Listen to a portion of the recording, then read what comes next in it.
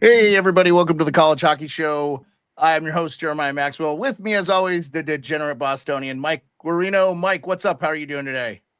Not much. How you doing, everyone? Happy Friday, TGIF guys. Yes, super excited. We are going to have Colby Cohen on any moment. Colby Cohen works for Morning Cup of Hockey and also ESPN does college games for them. And he works the Frozen Four. So really appreciate Colby taking some time. We had to adjust with his schedule. Don't mind doing that. Here he is now. In fact, thank you very much. Okay, Colby, thank you for we don't mind adjusting for you. We appreciate you taking the time. So if you don't know, from Daily Faceoff, Morning Cup of Hockey, and ESPN, please welcome national champion and Stanley Cup champion Colby Cohen. How you doing, Colby? Oh, I think you're muted. I can't hear you. There we go. All right. I hear you guys now. I think we're good now. Sorry. Okay. My headphones were coming in and out. So do you want me to give the intro again? Don't give the intro again. Whatever you said, I'm sure it was beautifully done. So, but Okay. What's up, boys? How we doing today? Good. Okay. So I wanted to ask you this real quick. I know you're on your phone, so we're just going to do this. How does it feel to be immortalized by the great Gary Thorne right here? Here you go, if you're not familiar.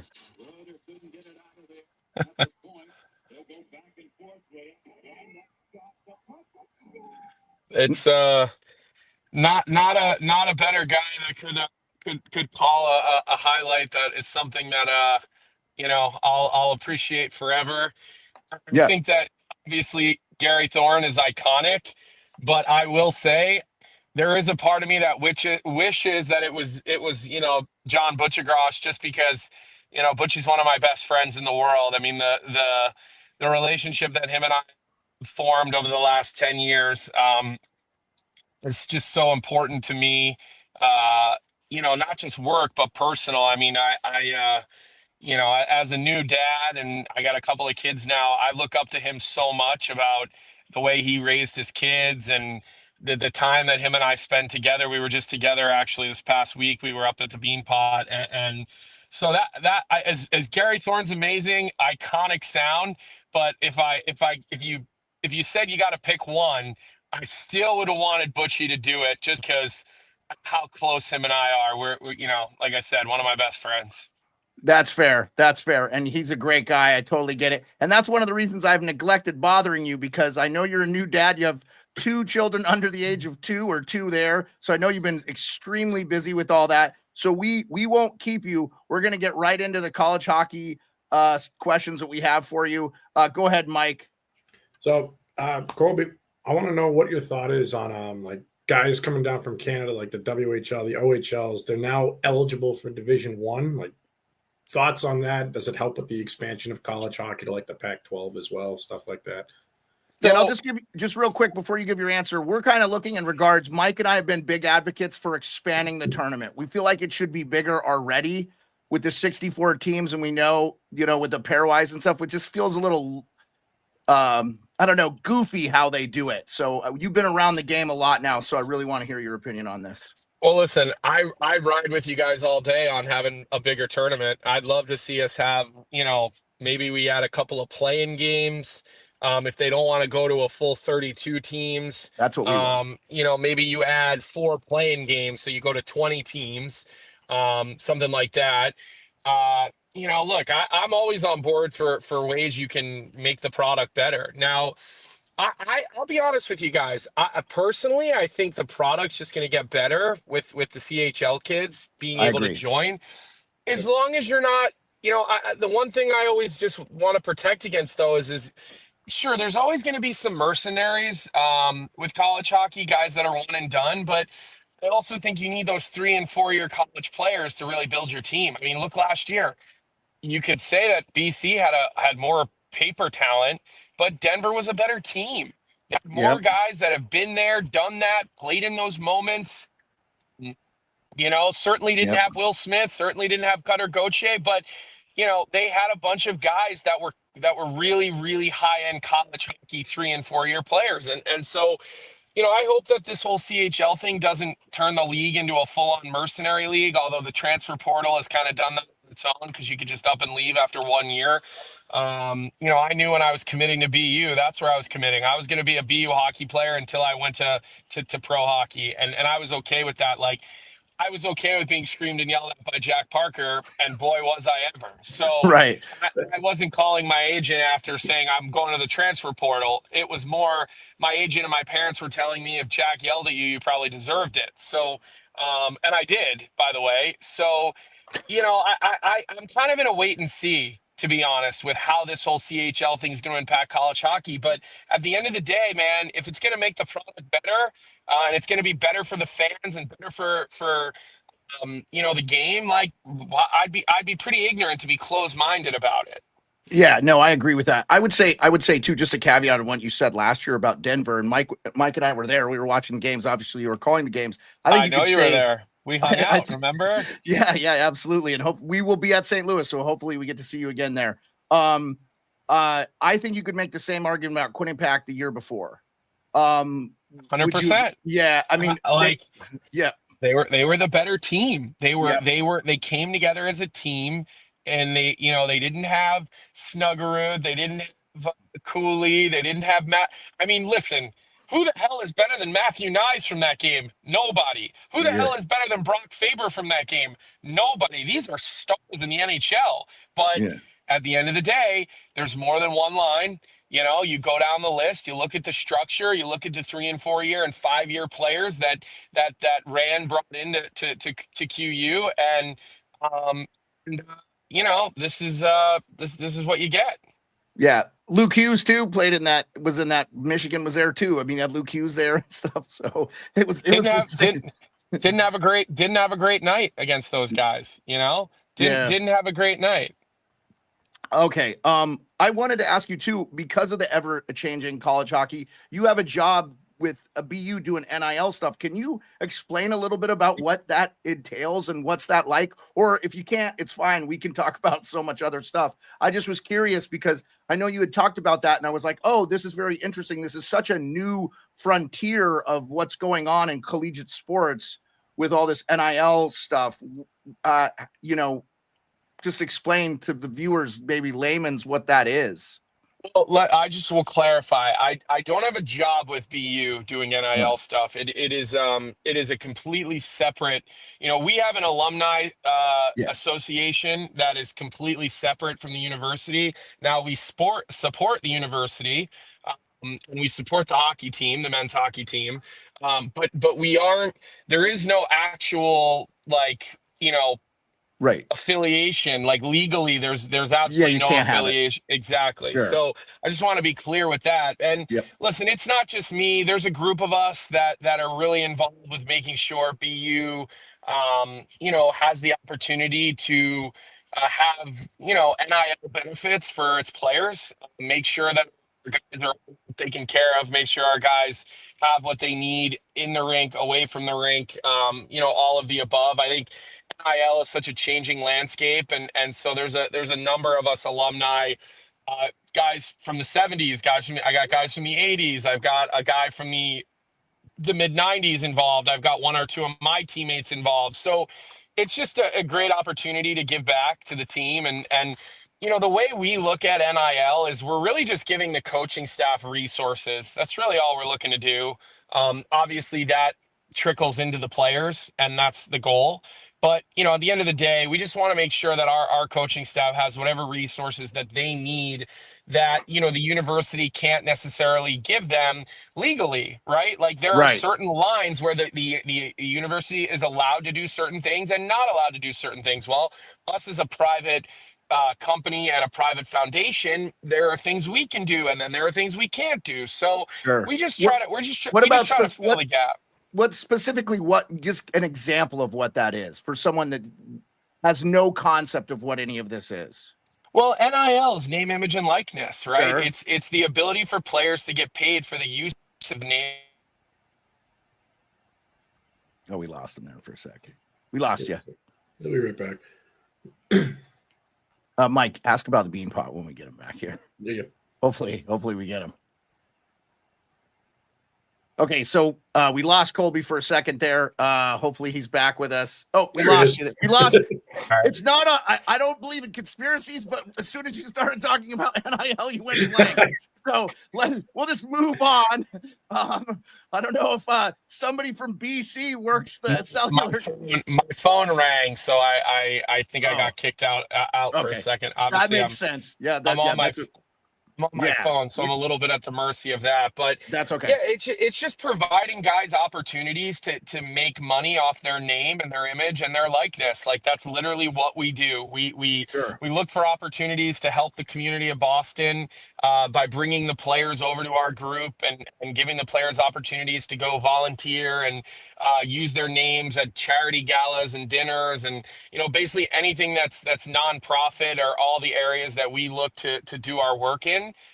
Um, And again, it's a win for everybody. The players are able to make some money off of their names and their image and whatever else we need, and they can go to dinner and take the boys out on a Saturday night after a big win. And Yeah. again, we're just looking to fill small holes. Like we're not talking about $5 million like football quarterbacks. Right, but it is something that I think that the smart universities are getting ahead of, and I like that your alma mater is doing that and helping kind of keep the tradition of that great hockey program going. Mike, go ahead and ask your question. So, you guys, BU has dominated the Beanpot. I go every year. I was there this past Monday. What is your prep coming into the Beanpot? Because you guys own it. It's comical how much better you guys are at it. Like, what's the prep?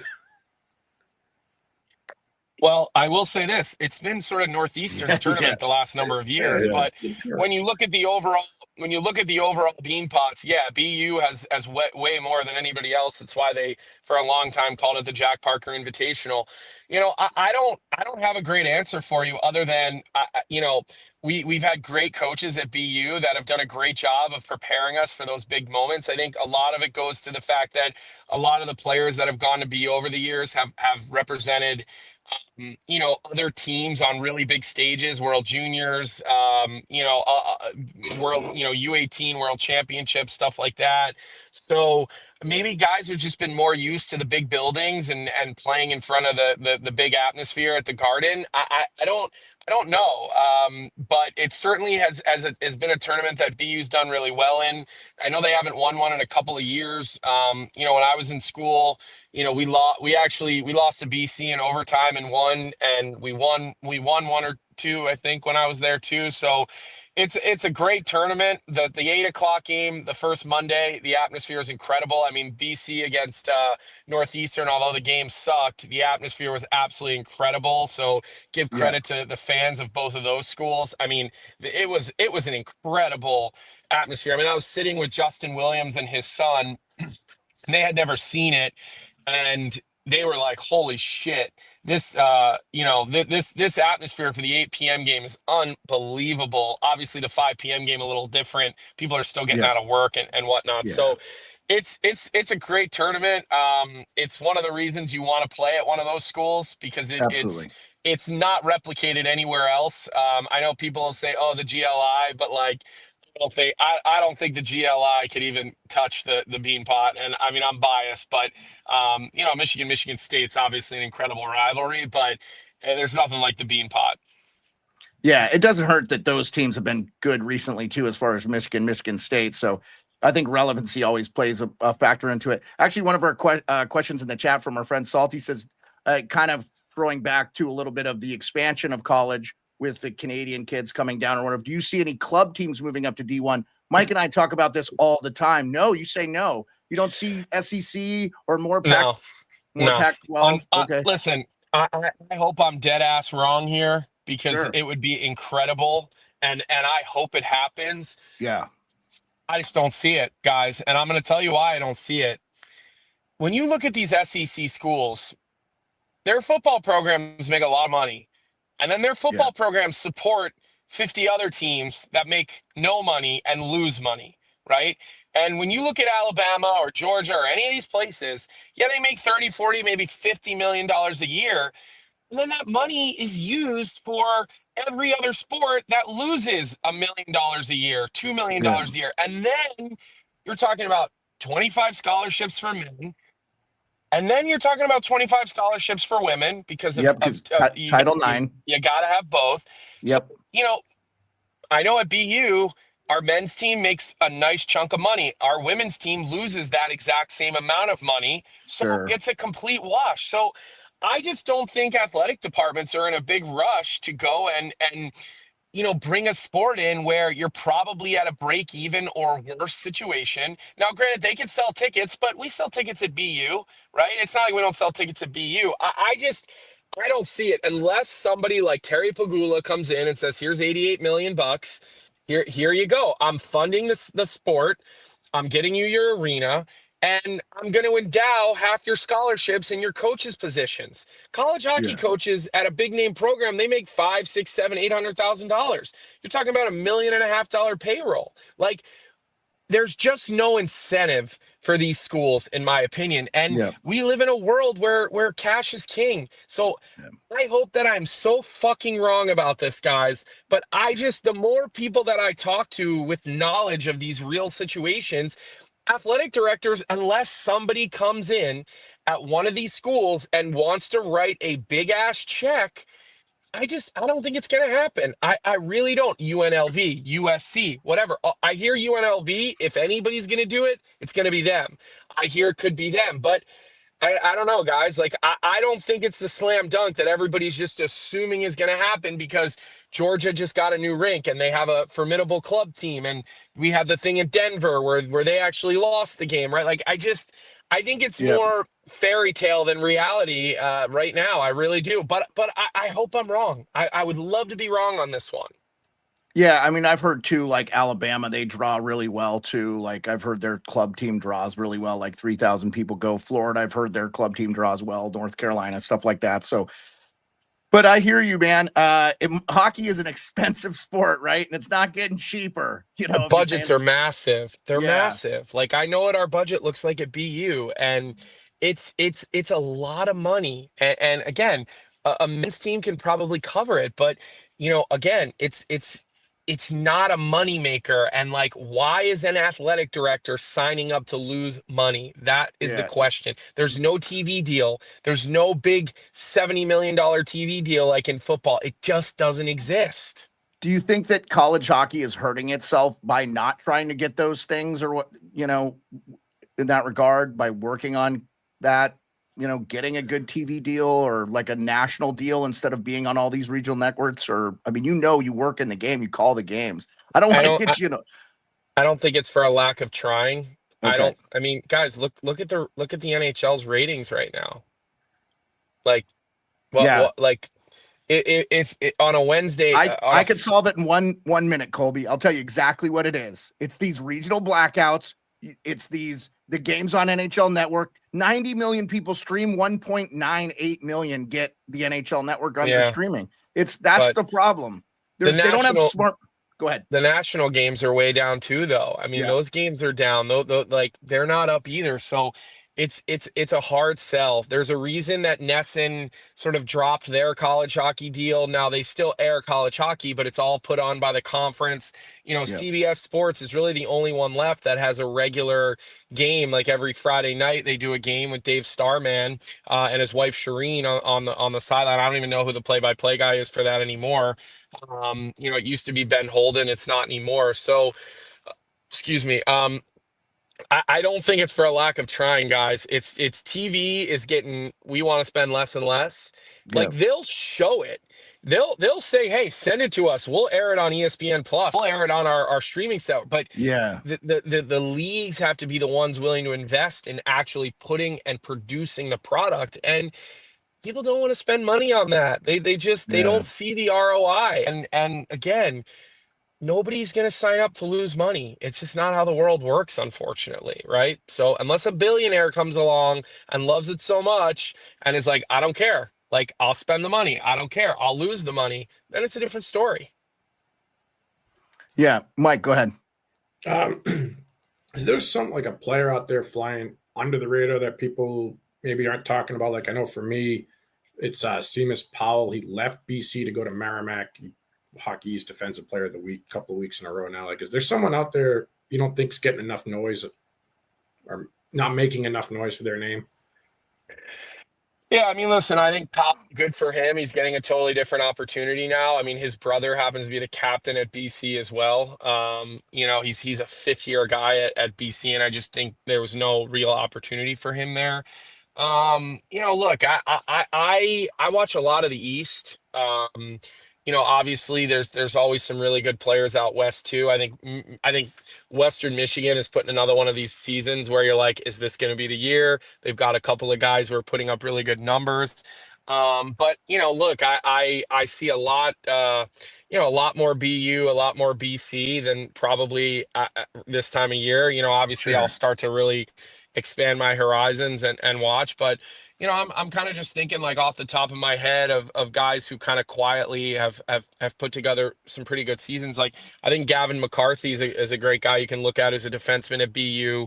Had a wait his turn. His brother was there. Dominic Fensori was there. Lane Hudson was there. All these guys. Well, now all of a sudden he plays on the top pair alongside Cole Hudson. And then I think Tom Olander. Tom Olander doesn't get any PR because he doesn't put up sexy numbers. He's the best player on the ice a lot of nights. Willander. I mean, he looks really good to me. So again, I kind of go with what I know, and I watch those guys the most. I think there's some guys at Boston College. Like I think Drew Fortescue is. Yeah. Nobody realizes just how good this kid is. Like he's going to be a top pair NHL defenseman, like with an Adam Fox type of guy. He's going Mhm. to be the complement to whoever your $10 million a year defenseman is. He's going to be the complement, right? Like Lindgren was until his game kind of started going downhill in New York. So I think those are all good names. Yeah, awesome. Thank you. And real quick, we're about done with you here. We really appreciate you taking the time again. Thank you so much. We're glad to adjust our schedule with you. We know how Appreciate busy you it. are. Here real quick, we just have the top 11, 12, 13 in the pairwise here. We talked about seeing you at the Frozen Four. Who do you think's there? Who's going to be there when we're there in St. Louis, Missouri this year? Well, I think BC's is an easy one. I really do. I think Sure. Minnesota. You think you can expect to see them there this year. And I think Michigan State is looks like a team that's going to find their way to the Frozen Four.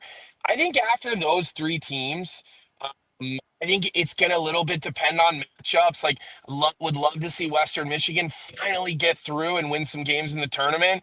But they've done this to me before, where they look really good in January and February, and then in March things get a little bit bumpy for them. And I think BU with their new goaltender is a totally different team. Like Yegorov is a difference maker He that looks they like a just haven't monster. had.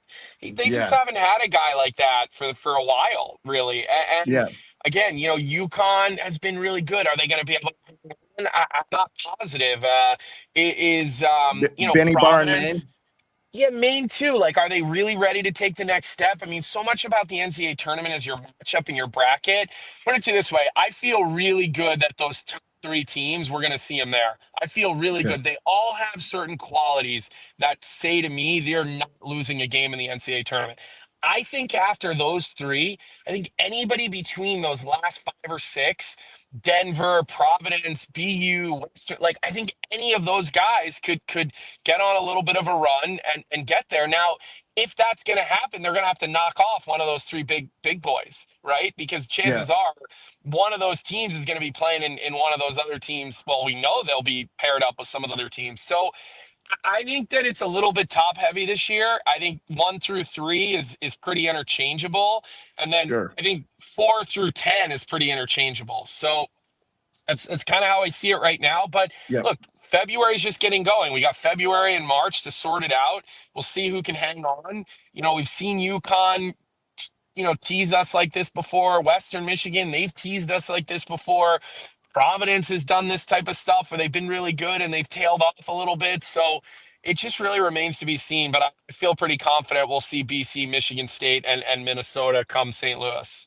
Yeah, Mike and I are rooting for Arizona State. You know, they swept Denver, the defending national championships in Denver. So we're really kind of rooting for them as a fledgling program on Love the Greg West. Powers. Yeah. I can't say enough good things about Greg Powers. So if Arizona State's there, I'll be incredibly excited like you guys. So I think I introduce you to Greg Powers last year when we were at that thing. I think he was there. I thought I might have introduced you to him. I'm maybe not. I don't think so. I So think he was around there. So I wasn't trying to be on your hip pocket too much. You know, I didn't want to be, you know, I'm a little much sometimes. So you're I wanna make only 50% on my hip pocket, not Yeah. 100%. Well, yeah, I just, you know, I appreciated the time. So I really appreciate it, Kolb. I thank you so much for your time, man. Hey, have a great weekend. If you guys want to hear Colby's great hockey takes Monday through Thursday, you can listen to it 9 a.m. Eastern on Morning Cup of Hockey. That is how I start my day at 5 a.m. every day here in Alaska. It's a great show. I get him angry. He comes on, he disagrees with No. everything I say, and No. I get him angry before he either takes a nap or has a coffee. It just depends how angry I get him that morning. I don't drink coffee if you didn't know that, but my wife okay. my wife has I bought her a espresso machine. She loves it. If you ever come visit Alaska, you can get premium made home blend Right. from us. I'm holding you to it. But I don't drink, and you never get me angry. It's only hockey. I always tell people I write in the Army writing style, which is very blunt, and I sound like this awful, angry person. But I'm always in a great mood when I'm typing, and I'm always very happy. Awesome. Your show brightens my day. I can't get and. I wanted to say one final thing. The Ruzioni interview was so good. I had tears in my eyes. I loved it. If you get a chance, go back and listen to Mike Ruzioni with Johnny Lazarus and Colby Cohen. Thank you again, Kolb. Thanks so much. Appreciate you. Thanks for being flexible with me, guys, today. Yeah. I really I appreciate it, and we'll see you in the chat next week. All right, boys, have a good one. Yep. Thanks, Kolb. Appreciate you, Thank man. you. Have a good one. That was awesome. Thank you so much, Colby Cohen. Okay, well, Mike, let's get right into it. We got the gambling to talk about. So we're already kind of long in the show. I know we're normally a 30-minute show. I told Kolb I thought we got him out right at the right time. I think he did a great job. What do you got? What are you and the Savage cooking up for bets this weekend? Got a lot of them. I do want to. For me, I've got my favorite one is actually the over on Penn State, Wisconsin, plus 105 over 6.5. That line just posted about 2 minutes before this interview started. That's actually my favorite bet of the night. I'm taking Ohio State money line, despite them having a losing record on the road at 8-9-1. They're at Notre Dame. They're in a must-win situation to solidify themselves because right now they're sitting at 8, or they're tied with 8. At number 8, I'm sorry. They need to lock in a number 2 seed, or maybe a number 3, put some wiggle room for a loss there. So I'm taking Ohio State on the road tonight. North Dakota, Colorado College, the over-under is at 5.5. I'm taking the over. Goaltending is good, not great. Offense is good, not great. 3-2, and to quote our dear friend Rico, puck line Jesus comes in. It's a 4-2 win there. That's 6. That's an over. I'm taking the Rico route here on that one. And then we just mentioned our love for the Sun Devils. They're minus 195 for plus 1.5 at home against Denver. As we talked about, they did bring out the broomsticks when they went into Denver last time. So I think they can defend their home ice. And for Monday, Beanpot Championship, Northeastern's minus 180, jumping on them for the first game. And for the second one, I'm going to put my feet up and enjoy BC BU round 3 for this season. And don't forget, guys, of course, the Savage has a messed up parlay. If you're following him, he's 4-7 on the year. He's hit, 5-7. He's hit 2 even monies, a plus 1,000, a plus 1,300, and a plus 1,900. So statistics show this one's only 607, so he's going to lose. Wisconsin money line, Michigan Tech, UConn, Lowell, and Boston College. Again, it's only plus 607. So according to him, the value isn't great because it's not 1,000. And he's a Savage. When you have that big of a parlay, that's not that huge of a percentage, but still. No. I mean, but Yeah. he won you a plus 1,900, so you Yeah. literally could lose. Yeah, make sure every you're single- following Mike. He treats out the Savages picks, and sometimes he takes some reaches. But What was the big game he hit on this year that was like plus 450? And it was- Merrimack on the road at Boston College. Yeah. So that was a really huge one, and we were laughing about it, but they won. So He took who was it? Vermont took UConn to overtime. Had Vermont won, it was plus 300. But Austin a shootout. Like, what are you gonna do? absolutely. He's got some crazy picks, but they're good. Yeah, and Mike's Twitter is scrolling. Mike tweets out all his picks and all his gambling. So make sure you're following Mike for college hockey. Remember, you can't bet some of these games in Massachusetts where Mike's at, but we can always try to point you in the direction to go. Are you good? Gambling-wise, I'm good. I say there's just a slew of games. I love this weekend. And as Colby said, February is just getting started. This is where we decide where are the men amongst the boys. Who's got it? If you're looking at trends, Providence this time last year lost 7 out of 8 games. They went from number 7 to not making the tournament. Maine went from 12 to number 6.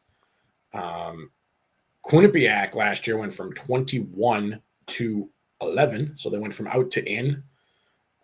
Cornell went from 20 to number 9. Yeah, so Quinnipiac would be in right now. They're in right now. But them and Ohio Michigan's State, out.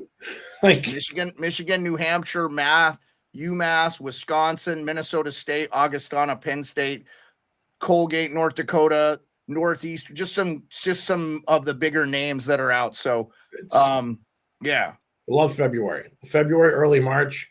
That's when you really see the teams that are going. I'm going to add on to something Colby said is Maine ready to go. Looking at them against Denver, I am nervous. Right. I was there when they played Denver. Denver was missing Zeev Bulliam and their head coach. Yeah. This is on missing the head coach. And they won a game. In the game they won, if their head coach Denver's head coach is there, they don't win. Yeah. Denver's head coach catches the mismatch there. And I'm not knocking Denver's assistant coaches. They're right. Way better than I'll ever be in terms of a hockey brand. I'm not knocking them. Just a simple error. And I guarantee you if they gave them that opportunity, they wouldn't make the same mistake twice. I am nervous for Maine, but I do love Maine at the same time. I love the Cinderella story. Yeah. Their jerseys look sick. When Kolb said too, like, we know the Boston College, Michigan State, Minnesota fans are going to travel, which will be awesome. St. Louis isn't far from all those areas. So, I'm really hoping for like a BU, a Providence, a Denver, a Maine, that fourth team. I'm really excited. I can't wait for this Frozen Four. We got to put in for our media credentials and hopefully get to talk to these kids. We already bought our tickets. Oh, I got to get you money. I owe you money. It's already the first. Yeah. I will send you the money. Text me the yes. I don't know how I forgot this, Mike. I apologize. Honestly, I forgot to. Oh my God. I said I would do it on the first. It's the 7th? Okay. So all right. So I'll get that to you post show. I'll say ESPN Plus guys, BU Merrimack tonight. Capone returns. It's his first time appearing back in Lawler wearing a Terriers jersey now. Mm-hmm. Yep. So super stoked about that. Anyone wants to go, by the way, I got a free ticket. Center ice. Yeah. 5 rows off. Yeah, hit up Mike. He has free ticket to BU Merrimack. So if you want to go, it's in Merrimack, right? Yes, so, right there in North Andover. If you're trying to get in, 93-495, right there. So free ticket, guys. Yeah, just shoot Mike a DM if you want to go to the game. He'll meet you at the gate. Okay, Mike, do you have anything else before we call it a day? Conley is still listed out day to day for Providence, so get another game time decision when they play Maine tonight. I will be there Saturday. Avi, looking forward to seeing you there as well. Yeah, we didn't see Avi in the chat today, but he might have been on Instagram. Wow, he's going to join me for Providence, Maine Saturday night. All right, sweet, man. Well, Avi, cool. Hopefully we see you there. But no, that's it, guys. My picks are going out right after this show. Thank you guys for tuning in. And appreciate everybody. Thanks again to Colby Cohen for Morning Cup of Hockey, aka Daily Faceoff. Can't find them, go to Daily Faceoff Morning Cup of Hockey. Great show. I live by it. I think if you're a hockey fan, you need to be putting that in your rotation. 9 Eastern, not too hard for people that don't live in Alaska Standard Time, but it's worth it for me to get up at like 4:30 to listen to that show. That's how good it is. I think it's hockey's odd couple. I think they're brilliant. And I hope they are on the air for 10 years. So I appreciate everybody for showing up, and thanks again to Colby Cohen. We will see you next Friday at 2 p.m. Eastern. Peace.